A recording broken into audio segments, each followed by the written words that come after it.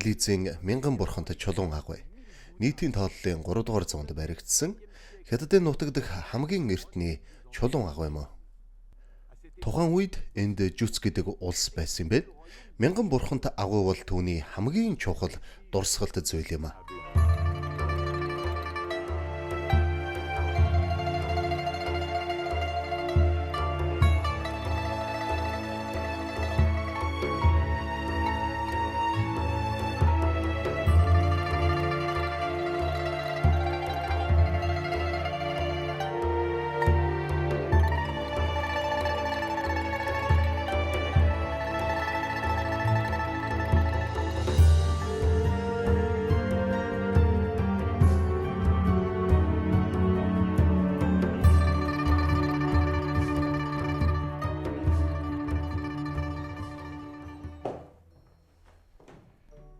Би энд Жолияттай танилцсан урлагчин хүн юм.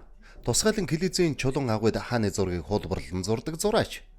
Сайн байна уу, Лия? Тийм ээ, сайн уу? Тантай танилцсандаа баяртай байна. Намайг Оливер Грэжин гэдэг.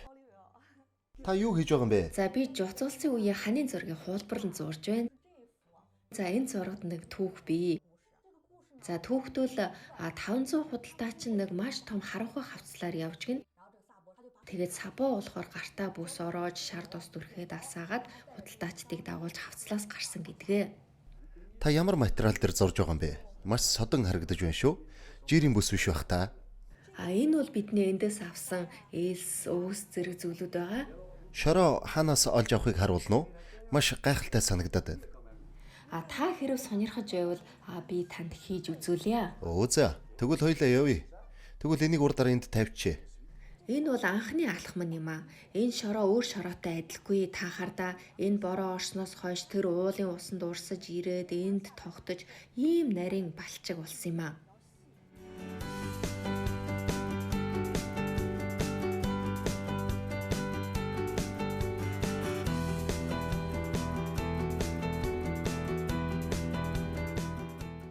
За бид зурж эхэллээ. Энэ бэлэн болсон шавар хавтан дээр.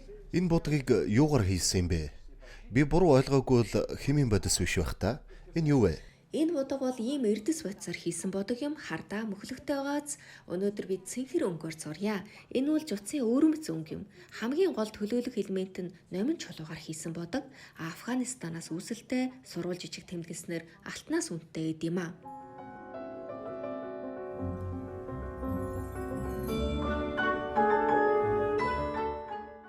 За дуусгачлаа. Вау, дуусчлаа. Дажгоогоц.